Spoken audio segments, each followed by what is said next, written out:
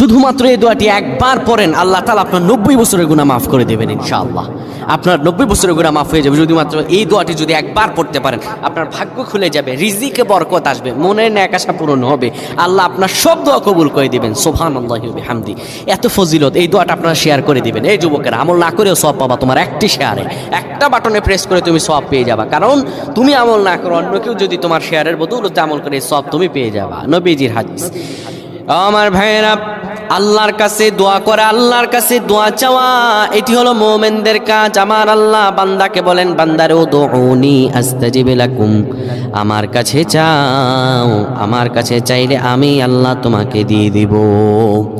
কেউ যদি একবারে দোয়াটি পড়তে পারে, দোয়াটি হলো রব্বি ইন্নী যালামতু নাফসি ফাগফিরলি।